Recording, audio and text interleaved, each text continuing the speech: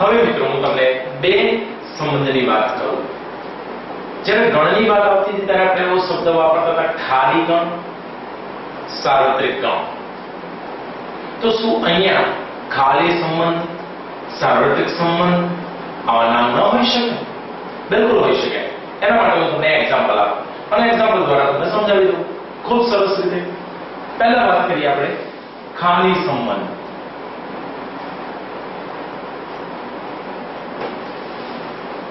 હું એક ઉદાહરણ આપું એટલે તમે આસાનીથી સમજાય. S એ ગણ n પર વ્યાખ્યાયિત છે. સૌથી પહેલા આપણે વાત કરી S એ ગણ n પર વ્યાખ્યાયિત છે. S સંબંધમાં n ક્રોસ n ની ક્રમયુક્ત જોડો આપણને મળશે. હવે n ક્રોસ n માં ક્રમયુક્ત જોડોની જો હું વાત કરું તો પહેલી જોડ તો 1 1 થી શરૂઆત થાય. ગણ n માં 0 તો આવે નહીં, 1 1 આવે, પછી કાંઈ 1 1 1 2 આવે, 1 થી સ્ટાર્ટ કરો બધી આવે. આવી અસંખ્ય જોડો આપણને મળશે જેનો કોઈ અંત નથી. હવે હું એક સંબંધ આપું તમને કે જે સંબંધ કેવો છે એ તમે જુઓ. x y જ્યાં x plus y is equal to 0, x y belongs to n. આવો મેં એક તમને સંબંધ આપો. સંબંધ છે બે ઘટકો વચ્ચેનો x plus y 0 0. હવે n cross n માં તો ડબલ ક્રમયુક્ત જોડ આવે. આમાંથી આપણે લઈને ચેક કરીએ. ચલો પહેલી જોડ લઈએ. 1 plus 1 is equal to 0 થશે ને? તેનો અર્થ એવો થયો કે કોઈ પણ બે પ્રાકૃતિક સંખ્યાનો સરવાળો ક્યારેય 0 ના થાય. તો પછી ક્રમયુક્ત જોડો એક પણ s ગણમાં પ્રાપ્ત નહીં થાય. તો કહી શકાય કે માટે s એ ખાલી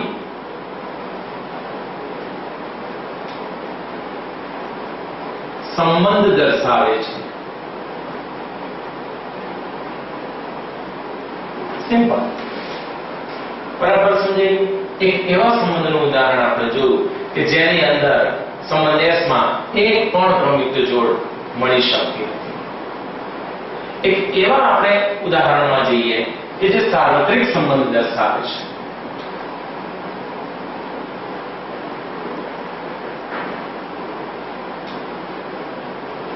ખાલી સંબંધ જોઈ લીધો આપણે. હવે સાર્વત્રિકનો અર્થ શું થાય? સાર્વત્રિકનો અર્થ થાય કે તમામે તમામ ક્રમયુક્ત જોડો માટે સંબંધ લાગુ પડતો હોવો જોઈએ. એવું નહીં કે 5 જોડમાંથી 4 જોડનો સંબંધ લાગુ પડે. ન. એક ઉદાહરણ. સંબંધ S એ ગણ A પર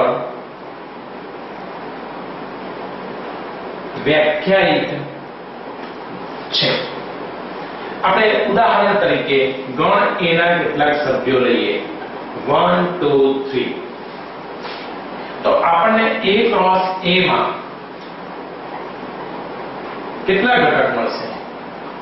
1 2 સોરી પહેલા 1 1 લઈ શકાય, પછી 1 2 1 3, ત્યાર પછી 2 1 2 2 2 3 અને આગળ વધતા જઈએ તો 3 1 3 2 and 3 3.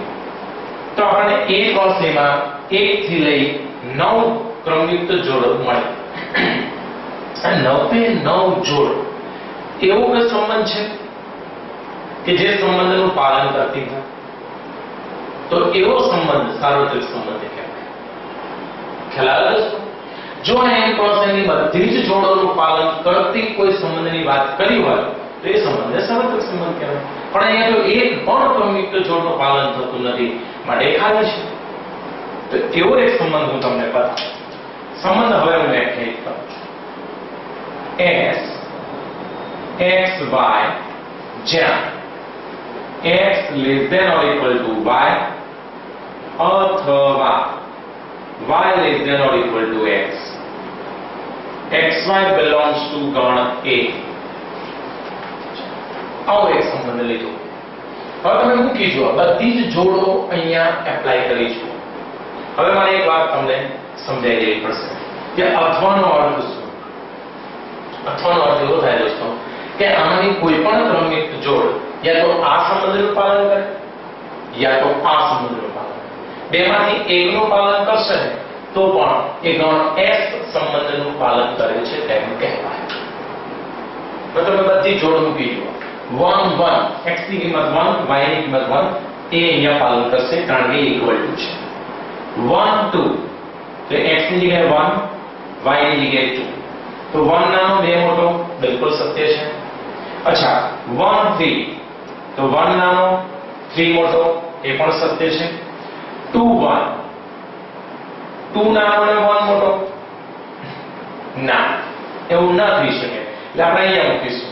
અહીંયા x ની જગ્યાએ 2 મૂકીશું અને y ની જગ્યાએ 1 મૂકીશું તો અહીંયા પાલન થશે જો બરાબર. એટલે આ જોડનું પાલન 2 1 જોડનું પાલન અહીંયા થશે. હા 1 1 જોડનું પાલન તો અહીંયા થતું જ હતું. ત્રણ જોડ 2 1 થઈ ગયું. 2 2 જોડનું પાલન બંનેમાંથી ગમે તે એક બાજુ થઈ શકશે. 2 3 જોડનું પાલન 2 greater than or equal to 3 તો 2 નાના 3 મોટા પાલન થાય છે. 3 1 નું પાલન x ની જગ્યાએ 3 અને y ની જગ્યાએ 1 તો અહીંયા પાલન થશે y less than or equal to x માં. ત્યાર પછી 3 2 એ પણ અહીંયા પાલન કરશે અને 3 3 પણ અહીંયા પાલન કરી શકે છે, અહીંયા પણ પાલન કરી શકે. યાની કે 9 જોડ યા તો અહીંયા પાલન થાય છે અથવા અહીંયા પાલન થાય છે. યાની કે x less than y નું સમાધાન કરે છે અથવા તો y less than or equal to x નું સમાધાન કરે છે. તો કોઈ પણ રીતે આ સંબંધ s એ 9 જોડનું પાલન કરતું હોવાથી આને આ સંબંધને સાર્વત્રિક સંબંધ કહે છે. તો બરાબર ખબર પડી ખાલી અને સાર્વત્રિક.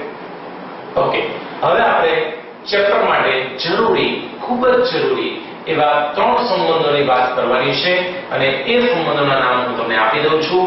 એ સંબંધોમાં ખાસ યાદ રાખજો. નંબર 1 સ્વવાચક સંબંધ, નંબર 2 સંમિત સંબંધ અને નંબર 3 પારંપરિક સંબંધ. અને આ ત્રણેય સંબંધો આ રીતે n ક્રોસ n જોડ હોય કે a ક્રોસ a ની જોડ હોય એ જોડોમાંથી જ આપણે ડિસાઈડ કરવાનું છે કે કઈ જોડ સ્વવાચક સંબંધનું પાલન કરે છે, કઈ જોડ સંમિત સંબંધનું પાલન કરે છે અને કઈ જોડો પારંપરિક સંબંધનું પાલન કરે છે. એટલે હવે આપણે સાચા અર્થમાં એ 3 સંબંધોની વાત સમજી અને એક્ઝામ્પલ આગળ વધીશું.